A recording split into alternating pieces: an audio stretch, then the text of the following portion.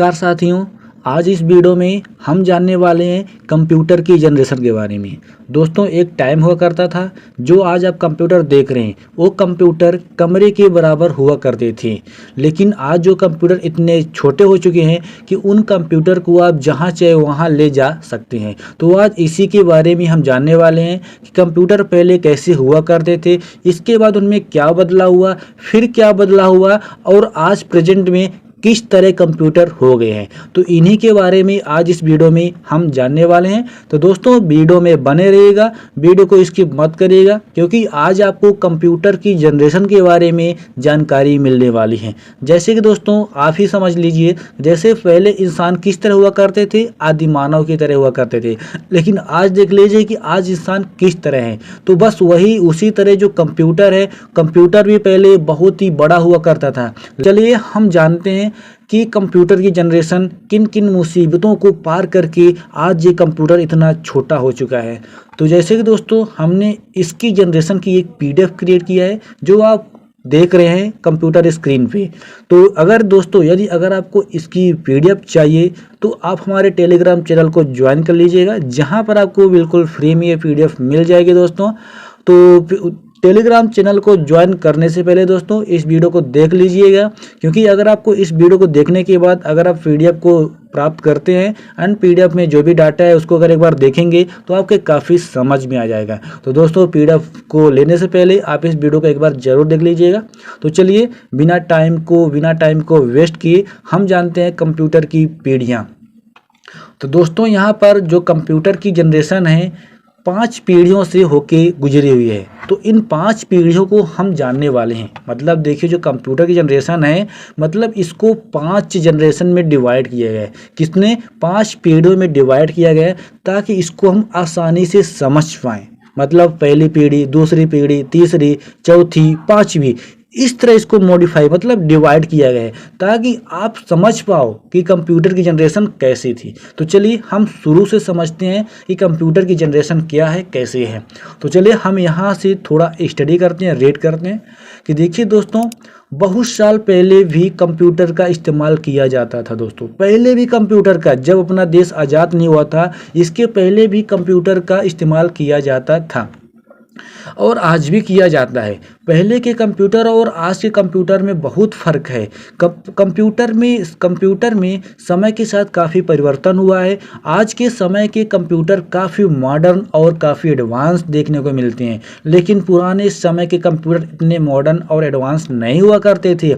लेकिन बदलते समय के साथ कंप्यूटर के क्षेत्र में सुधार हुआ, जिसमें काफ़ी समय लगा दोस्तों। मतलब कंप्यूटर के तो इसमें सुधार हुआ, लेकिन वक्त तो बहुत लगा दोस्तों, समय लग गया, लेकिन काफ़ी चेंजेस आया हुआ है। कंप्यूटर देखिए, पहले के कंप्यूटर आकार में बड़े हुए करते थे। पहले के जो कंप्यूटर थे आकार में बहुत ही बड़ा हुआ करते थे, लेकिन आज के कंप्यूटर साइज में भी इतने छोटे हैं कि इनकी स्पीड भी गति तेज होती है। सरल भाषा में समझे तो वह टाइम पीरियड, वह समय अवधि जिसमें कंप्यूटर की टेक्नोलॉजी का विकास हुआ, इसी टाइम पीरियड को हम जनरेशन ऑफ कंप्यूटर कहते हैं। अगर आपसे कोई पूछता है कि कंप्यूटर की पीढ़ी किसे कहते हैं तो आप बता सकते हैं। पहले तो आपको ये बताना है कि पहले एडवांस नहीं हुआ करते थे, इसके बाद समय के साथ साथ कंप्यूटर में काफ़ी बदलाव हुआ है, काफ़ी एडवांस हुआ है, काफ़ी मॉडर्न हुआ है। तो इसी टाइम पीरियड को देखते हुए इस कंप्यूटर में विकास हुआ और इसी टाइम पीरियड को हम जनरेशन ऑफ कंप्यूटर कहते हैं। तो कंप्यूटर की तकनीक को विकसित होने में लगभग 5 पीढ़ियों का वक्त लगा है। इसीलिए कंप्यूटर की 5 पीढ़ियाँ होती है, जो आप नीचे देख सकते हैं। देखिए दोस्तों, ये जो आप कंप्यूटर देख रहे हैं, फर्स्ट, सेकंड, थर्ड, 4, 5, ये जनरेशन है। मतलब जो फर्स्ट जनरेशन कंप्यूटर ऐसे हुआ करते थे, ये आपका सेकंड हो गया, ये थर्ड में ऐसे हुआ करते थे, फिर ये फोर्थ और ये फिफ्थ। जो आज आप प्रेजेंट में देख रहे कंप्यूटर वो किसके हैं? 5th जनरेशन की हैं। तो इन्हीं 5 जनरेशन के बारे में आज इस वीडियो में हम जानने वाले दोस्तों। तो जैसे कि आप यहाँ पर देख रहे हैं कि जो पहला जनरेशन, पहली पीढ़ी, दूसरी, तीसरी, चौथी, पाँचवीं, जो पहली पीढ़ी थी वो कब से कब तक रही, फिर सेकंड कब से कब तक, थर्ड, फोर्थ, फिफ्थ, ये जो फिर पाँचवीं है वो वर्तमान में मौजूद है। जो आप आज कंप्यूटर चला रहे हैं वो कौन सी जनरेशन है, उसकी फिफ्थ जनरेशन है। और ये तो मैंने ये कंप्यूटर ऐसे ही लगा दिया है अच्छा लगने के लिए, बाकी जनरेशन है आज की, ये जनरेशन है किसकी है, आज की है दोस्तों। और ये जनरेशन तो आपको पता ही होगा, इस तरह इसमें क्या हुआ है, बदला हुआ है, मॉडिफाई हुआ है। तो चलिए हम इन पांचों पीढ़ियों को जानते हैं वन बाय वन कि पहला कंप्यूटर किस तरह था, किस चीज़ का यूज किया जाता था और उसका काम क्या था। तो यहाँ पर देखिए फर्स्ट जनरेशन ऑफ कंप्यूटर। तो चलिए इसके बारे में हम जान लेते हैं। जैसे कि मैंने आपको पहले ही बता दिया कि देखिए जो आप ये कंप्यूटर देख रहे दोस्तों, ये कंप्यूटर है और फर्स्ट जनरेशन का जो पहला कंप्यूटर था यही है दोस्तों। कौन सा, यही जो एक कमरे के बराबर हुआ करते थे। तो चलिए थोड़ी इसके बारे में हम जानकारी लेते हैं कि पहली पीढ़ी के कंप्यूटर साइज में काफ़ी बड़े हुआ करते थे दोस्तों, काफ़ी बड़े हुआ करते थे। आप इनके साइज का अंदाज़ा इसी बात से लगा सकते हैं कि इन कंप्यूटर को रखने के लिए एक कमरे की ज़रूरत पड़ती थी। पहली पीढ़ी की शुरुआत 1940 में हुई और इसका अंत 1956 में हुआ। मतलब 1940 में इसकी शुरुआत हुई और आपका देश कब आज़ाद हुआ था दोस्तों, 1947 में हुआ था। मतलब इसके पहले भी कंप्यूटर का यूज हुआ था। इस पीढ़ी में कंप्यूटर में कांच के बने वैक्यूम ट्यूब, मतलब एक कांच के बने किसका यूज किया जाता था, वैक्यूम ट्यूब का यूज किया जाता था। इनमें हजारों की संख्या में वैक्यूम ट्यूब का इस्तेमाल किया जाता था, इसलिए इन कंप्यूटर का आकार बहुत बड़ा हुआ करता था। पहली पीढ़ी के कंप्यूटर का उपयोग गणना करने, डाटा को स्टोर करने और वैज्ञानिक कार्यों के लिए किया जाता था। ये आपका पहली पीढ़ी का कंप्यूटर है और इसके एग्जाम्पल भी देख सकते हैं। इनैक हो गया है, EDVAC हो गया, यूनिविएक, IBM, EDSCAC, IBM, ये सब पहली पीढ़ी के कंप्यूटर हो गए दोस्तों।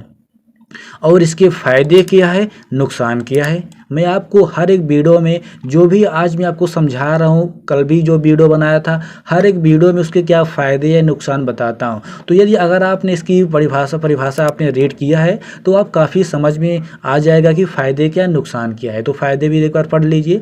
इस पीढ़ी के कंप्यूटर डाटा की कैलकुलेशन बहुत तेज़ी से करते थे। उस समय वैक्यूम ट्यूब आसानी से मिल जाया करते थे, लेकिन अब नहीं मिलेगा। ओके दोस्तों, और इसका नुकसान क्या है, पहली जनरेशन के कंप्यूटर का साइज काफ़ी बड़ा हुआ करता था। इस जनरेशन के कंप्यूटर का काम करते समय काफ़ी गर्म हो जाया करते थे, इसलिए किसका यूज होता था, AC लगाना पड़ता था। और कौन सी भाषा समझते थे, मशीनी लैंग्वेज दोस्तों। ये सब नुकसान है, आप इसे रेट कर सकते हैं। अब सेकंड जो पीढ़ी है इसको भी समझ लेते हैं। जो सेकंड पीढ़ी के कंप्यूटर थे, कुछ ऐसा बना दिया गया दोस्तों, कंप्यूटर को कैसा बना दिया गया, कुछ ऐसा बना दिया गया जो आप स्क्रीन में देख रहे हैं दोस्तों। तो चलिए इसके बारे में भी जानते हैं। तो कंप्यूटर की दूसरी पीढ़ी की शुरुआत 1956 में हुई थी। किस में हुई थी, 1956 में, और इसका अंत हुआ था 1963 में।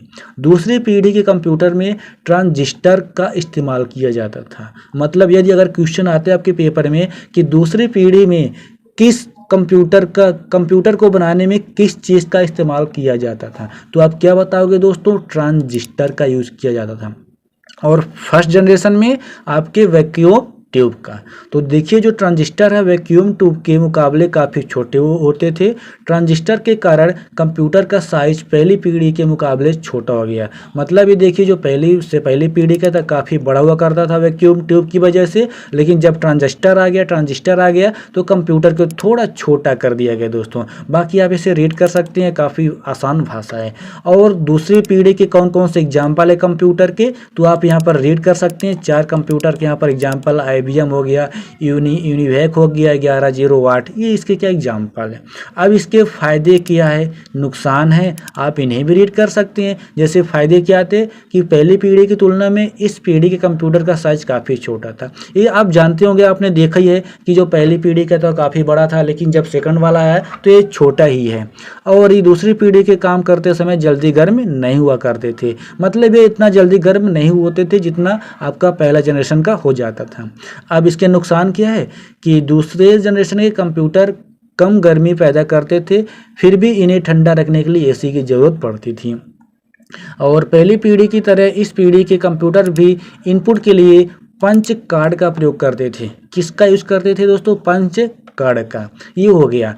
अब चलते हैं हम थर्ड जनरेशन की ओर। अब देखिए जो थर्ड जनरेशन का कंप्यूटर था कुछ ऐसा था देखने में। जो आप देख रहे हैं दोस्तों इनमें काफ़ी बदलाव हुआ है, जो कुछ ऐसा दिखने में हुआ करता था। अब इन कंप्यूटर में एक बार में सिर्फ आप एक ही काम कर सकते थे। जैसे कि अब के कंप्यूटर में अगर आप कुछ भी कार्य कर रहे हैं तो उसकी आपको मतलब पिक्चर दिखाई दे रहा है, लेकिन पहले के जो थर्ड में था इसमें क्या था कि इसमें आपको कमांड देना पड़ता था। जो भी आपको काम करना है तो इसमें कमांड दो, आप क्या काम करना चाहते हैं। चलिए इसके बारे में भी हम कुछ जान लेते हैं कि कंप्यूटर की तीसरी पीढ़ी की शुरुआत 1964 में हुई और इसका अंत हुआ 1971 में।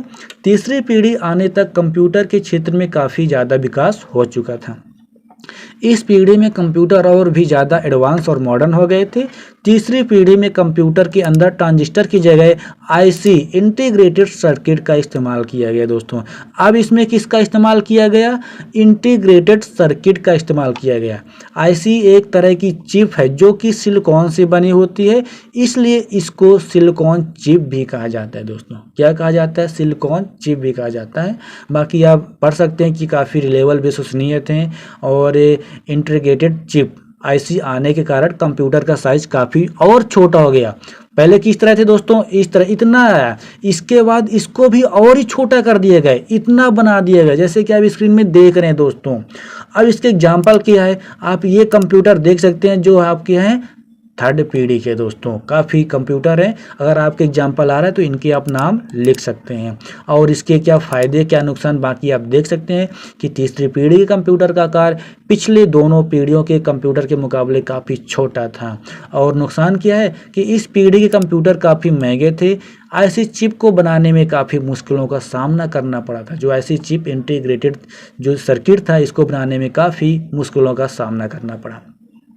अब इसका जो फोर्थ जनरेशन है, चलिए इसको भी जान लेते हैं। अब देखिए जो फोर्थ जनरेशन में कुछ ऐसा बना दिया गया कंप्यूटर में, इसमें भी कुछ ना कुछ मॉडिफाई किया ही जा रहा है दोस्तों। मतलब जो साइंटिस्ट हैं वो बेहतर से बेहतर बनाने में लगे हुए हैं और अभी भी लगे हुए हैं। अभी भी काम मतलब उसमें करना बंद नहीं हुआ है, अभी ना कुछ उसमें मॉडिफाई कर रहे हैं ताकि लोग उसे पसंद करें और जितना हो सके उस चीज़ को परचेस करें। तो चलिए इसके बारे में जान लेते हैं फोर्थ जनरेशन कंप्यूटर के बारे में। तो कंप्यूटर की चौथी पीढ़ी की शुरुआत 1970 में हुई और इसका अंत हुआ 1985 में। चौथी पीढ़ी में आईसी की जगह माइक्रो प्रोसेसर का इस्तेमाल किया गया दोस्तों। किसका यूज किया गया? माइक्रो प्रोसेसर का इस्तेमाल किया गया। माइक्रो प्रोसेसर में बहुत सारे एलएसआई सर्किट होते हैं। चौथी पीढ़ी आने के बाद कंप्यूटर और भी ज़्यादा आधुनिक हो गए। इस पीढ़ी के आते ही कंप्यूटर के काम करने की क्षमता और स्पीड दोनों ही बढ़ गई। इस जनरेशन ने कंप्यूटर के छोटे साइज में काफ़ी ज़्यादा फीचर उपलब्ध करा दिए। मतलब साइज तो ठीक है छोटा था, लेकिन इसके अंदर फीचर भी काफ़ी आ गए। मतलब विशेषता, इसके बहुत ही विशेषता आ गए, गुण आ गए। ओके दोस्तों, और आप रीड कर सकते हैं कि यानी कह सकते हैं कि इसका साइज़ काफ़ी छोटा हो गया और इसके साथ साथ कंप्यूटर के सारे फीचर भी इंस्टॉल हो गए। बाकी आप रीड सकते हैं कि इस पीढ़ी में हम टाइम शेयरिंग, डिस्ट्रीब्यूटिंग, ये सब ऑपरेटिंग सिस्टम का इस्तेमाल किया गया। ओके दोस्तों, और इसके एग्जाम्पल क्या हैं आप यहाँ पर देख सकते हैं और इसके फ़ायदे क्या है, नुकसान क्या है, इसे आप पढ़ सकते हैं कि जो फ़ायदे हैं चौथी पीढ़ी के। इन पीढ़ी कंप्यूटर में साइज़ काफ़ी छोटे होते थे। इन कंप्यूटर को मेंटेन करने की ज़रूरत नहीं पड़ती थी।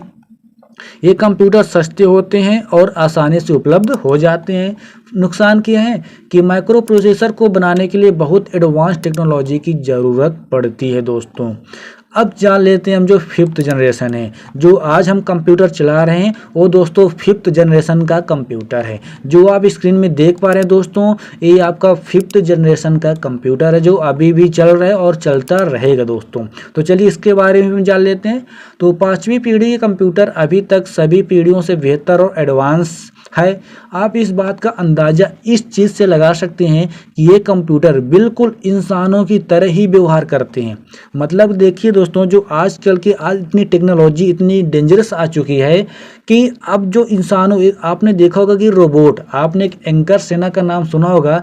अपने इंडिया में मतलब रोबोट भी बना दिया गया है, मतलब जो इंसानों की तरह व्यवहार करेगा। मतलब कंप्यूटर, पहले तो कंप्यूटर इस तरह बना, लेकिन अब कंप्यूटर को इंसान की तरह बना दिया गया है कि आप जो काम दोगे वो काम कर सकता है। यदि अगर आप उसे कह रहे हो कि जाओ मार्केट से सामान लाओ, तो मार्केट से जाएगा सामान लाएगा। कि मतलब रोबोट भी बना दिया गया है जो फिलहाल कंप्यूटर उसके अंदर मतलब इतनी टेक्नोलॉजी भर दिया जाती है कि वो पूरी टेक्नोलॉजी के थ्रू काम करता है। मतलब जो कमांड दोगे वही काम करेगा। अब यहाँ पर 5वीं पीढ़ी में एआई का फुल फॉर्म होता है आर्टिफिशियल इंटेलिजेंस तकनीक का इस्तेमाल किया गया है। अब देखिए जो 5वीं पीढ़ी में किसका यूज किया गया, एआई का यूज किया गया दोस्तों। और एआई इतनी डेंजरस है कि एआई इतनी डेंजरस हो चुकी है कि दोस्तों वो आपको काफ़ी बदलाव ला सकती है। मतलब जो एआई आ चुकी है वो कंप्यूटर के जनरेशन में इतनी बदलाव लाई है, काफ़ी बदलाव लाई हो दोस्तों। वर्तमान समय में कंप्यूटर की 5वीं पीढ़ी चल रही है और यह कंप्यूटर की आखिरी पीढ़ी है। इस पीढ़ी में हाई लेवल भाषा जैसे कि सी++, जावा, .NET आदि का उपयोग किया जाता है। 5वीं पीढ़ी के कंप्यूटर का इस्तेमाल स्वास्थ्य के क्षेत्र पे, मनोरंजन के और रोबोट बनाने में। आप देखिए मतलब जो 5वीं पीढ़ी का कंप्यूटर है इसका इस्तेमाल किया जाता है रोबोट बनाने में भी किया जाता है। बाकी आप देख सकते हैं कि गेम भी यूज़ किया जाता है, स्पीड भी अच्छी है, आप देख सकते हैं। और इसके एग्जाम्पल क्या है, परम सुपर कंप्यूटर हो गया, लैपटॉप, डेस्कटॉप, वर्कस्टेशन, नोटबुक हो गया, इसके एग्जाम्पल हो गया। अब इसके फ़ायदे क्या है, नुकसान है, आप देख सकते हैं। फ़ायदे क्या होते हैं कि इस कंप्यूटर की स्पीड पिछली सभी पीढ़ियों के कंप्यूटर के मुकाबले ज़्यादा है। इसकी रिपेयरिंग करना काफ़ी आसान है दोस्तों। और नुकसान क्या है कि इस कंप्यूटर को यूज करने में काफ़ी ज़्यादा समस्याओं का सामना करना पड़ता है। इन कंप्यूटर में एआई यानी कि आर्टिफिशियल इंटेलिजेंस का वो यूज किया जाता है, लेकिन अभी तक एआई को पूरी तरह से डेवलप नहीं किया गया है दोस्तों। एआई को डेवलप किया गया है, एआई आपके कंट्री में इतनी तेज़ी से कदम रख चुका है कि दोस्तों कुछ भी चोरी हो सकता है, कुछ भी आपके साथ कुछ भी हो सकता है। यदि अगर आप टेक्नोलॉजी में ज़्यादा ही एडवांस हो चुके हैं तो दोस्तों आप संभल के रहिएगा, क्योंकि एआई काफ़ी डेंजरस है, आपको भी ये ख़त्म कर सकती है। इसलिए ज़्यादा टेक्नोलॉजी में फोकस मत करिएगा, हमेशा अपनी चीज़ों को प्राइवेट करके रखिएगा दोस्तों, ओके, प्रोटेक्ट करके रखिएगा। इन जनरेशन के कंप्यूटर को बनाने के लिए कॉम्प्लेक्स टूल का यूज होता है जो आसानी से नहीं मिलते दोस्तों। आई होप दोस्तों आज इस वीडियो में हमने जाना है कि कंप्यूटर की जो जनरेशन है, किन किन जनरेशन से कंप्यूटर आज जो कंप्यूटर इस तरह ऐसा हो गया है। तो दोस्तों आई होप दोस्तों आपको वीडियो अच्छा लगा हो तो वीडियो को लाइक कर दीजिएगा। प्लस दोस्तों यदि अगर आपको किसी और टॉपिक में वीडियो चाहिए जो आपको टॉपिक स्क्रीन में दिख रहा है तो आप हमें कमेंट में बताइएगा, मैं उस टॉपिक पे वीडियो बनाऊंगा और आपके लिए वो वीडियो काफ़ी इम्पोर्टेंट रहेगा। तो थैंक यू दोस्तों वीडियो को पूरा देखने के लिए। चलिए मिलते हैं नए वीडियो में, तब तक के लिए टेक केयर माय फ्रेंड्स।